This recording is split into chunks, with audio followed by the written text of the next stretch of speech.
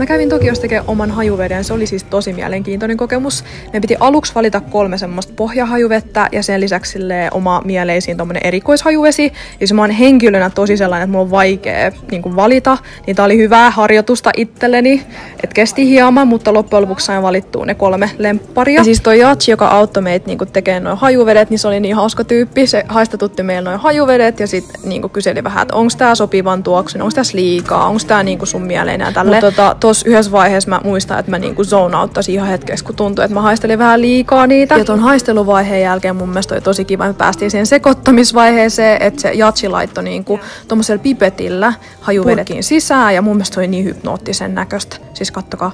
Ja sit mä valitsin niinku korkiksi ton hopeen ja fontiksi ton ekan. Ja tuossa välissä, kun se hajuvesi valmistui, niin Yachi pyysi mua jättää Google-review ja mä olin vaan, say no more. Mä nimesin muuten ton mun hajuveden tona päivämääränä ja siitä tuli mun mielestä tosi kivaa, ihanan tuoksu. Oli kivaa pikku tekemistä ja siis oli kiva saada tommonen vähän erikoisempi matkamuisto.